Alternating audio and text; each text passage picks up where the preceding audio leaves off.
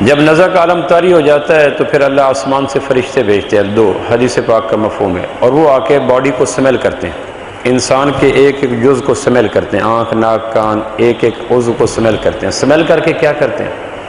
آدمی عمر بھر جو دیکھتا ہے، جو بولتا ہے، جو سنتا ہے، جو سوچتا ہے، جو پکڑتا ہے، جہاں چلتا ہے، جہاں آتا ہے، جہاں جاتا ہے، جو بھی کرتا ہے، اس عمل کی یا خوشبو ہوتی ہے یا بدبو ہوتی ہے۔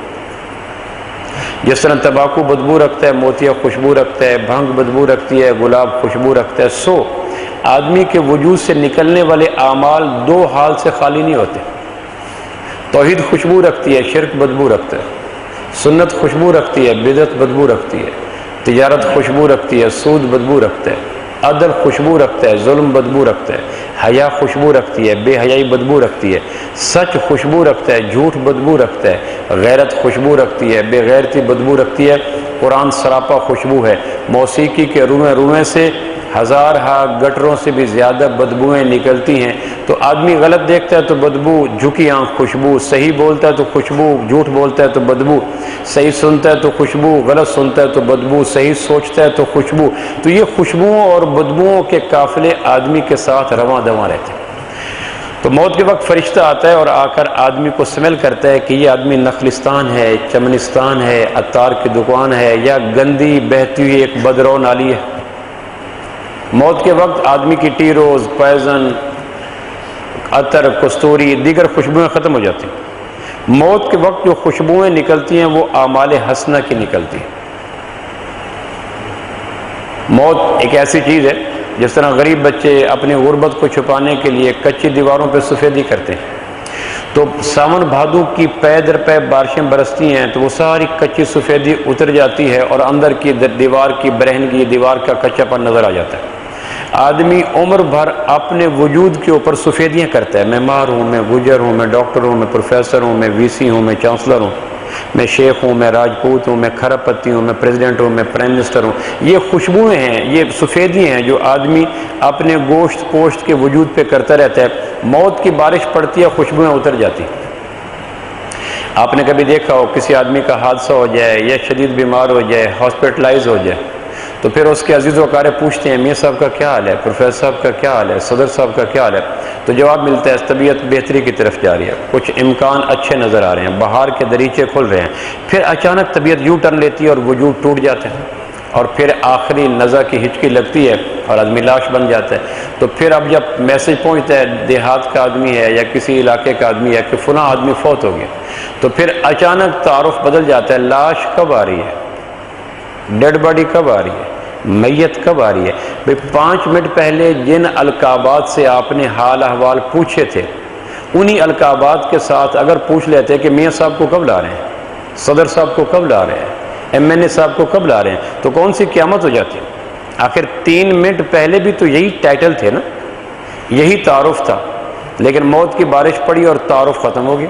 اب کہتے ہیں میت کب آ رہی ہے۔ جتنا بھی بڑا سفیدی کرنے والا وجود ہو، جب مر جاتا ہے تو پھر تعارف کیا ہے، میت کو کب لا رہے ہیں، ڈیڈ باڈی کو کب لا رہے ہیں، لاش کب پہنچے گی، لاش آنے والی ہے، اس کے بعد جنازے کا اعلان ہوگا، اور یہ جو باتیں آج اس وقت تھیوری ہیں، کل میری آپ کی پریکٹیکل ہوگی۔ تو جب نزع کا عالم طاری ہوتا ہے تو آسمان والا 2 فرشتے بھیجتے ہیں، وہ انسان کی باڈی کو سمیل کرتے ہیں، سمیل کرنے کے بعد پھر آسمان پہ جاتے ہیں اور اللہ سے کہتے ہیں، اللہ جاننے کے باوجود پوچھتا ہے جس آدمی کے اوپر بکھراؤ کا وقت آ چکا تھا، الجھنوں کا وقت آ چکا تھا، بے بسیوں کا وقت آ چکا تھا، فراق کی گھڑیاں آ چکی تھی، جدائی کا منظر آ چکا تھا، اس آدمی کے وجود کو کیسا پایا؟ تو پھر یہ جانے والے کہتے ہیں بڑا اچھا وجود تھا، زبان کو ہم نے سونگا سچ ہی سچ تھا، کان کو ہم نے سونگا غیبت نہیں تھی، دماغ کو ہم نے سونگا تعیشات نہیں تھے، دل کو ہم نے سونگا دنیا کی محبت نہیں تھی، پاؤں کو ہم نے سونگا مسجد کے راستوں کے راہی تھے، ہاتھ کو ہم نے سونگا کہیں بھی ظلم کی بدبو نہیں تھی۔ اللہ کہتے ہیں پھر خوشبوئیں تھی، کہنے لگے ہاں، پھر پروردگار ان فرشتوں کی رپورٹ پر آسمان سے ایک فرشتے بھیجتے ہیں جس کو قرآن کہتا ہے وَالنَّاشِطَاتِ نَشْطًا، آسانی سے روح نکالنے والے، پولائٹلی روح نکالنے والے، سمائل پاس کر کے روح نکالنے والے، خوشبوؤں کی روح نکالنے والے، یہ لے کے اوپر چلے جاتے۔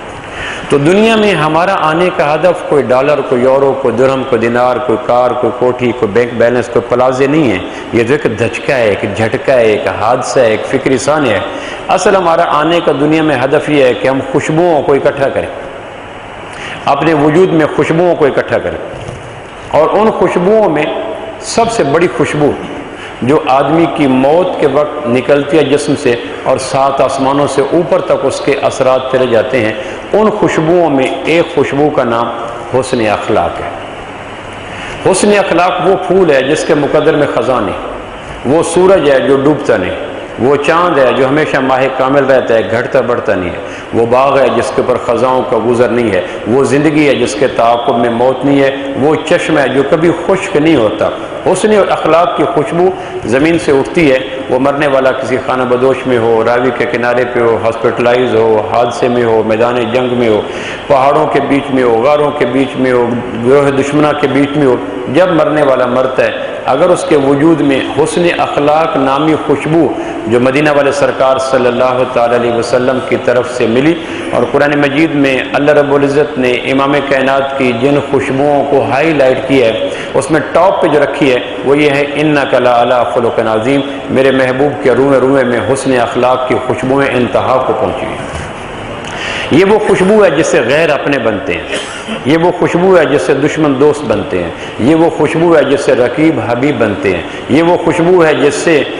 معاشرے کے اندر دشمنیاں ختم ہوتی ہیں، سوشل لائف ٹھیک ہوتی ہے، معاشرتی روابط ٹھیک ہوتے ہیں، انسان تناؤ سے نکلتے ہیں، محبتیں عام ہوتی ہیں۔ کم نصیبی سے اگر معاشرے میں یہ خوشبو ختم ہو جائے تو اس معاشرے کو دوزخ کا نمونہ بننے سے کائنات کی کوئی تہذیب روک نہیں سکتی۔ میں اور آپ اپنے وجود میں حسن اخلاق کی خوشبوئیں اکٹھی کریں۔ دنیا میں آنے کا ہدف پھیلے ہوئے کائناتی نقشے سمیٹنا نہیں ہے، مادی اشیاء کو سمیٹنا نہیں ہے، ویسٹرن سٹائل کو سمیٹنا نہیں ہے، یورپ کے عہدوں کو حاصل کرنا نہیں ہے، بلکہ دنیا میں آنے کا ہدف حسن اخلاق کو اپنے آنکھوں میں، کان میں، زبان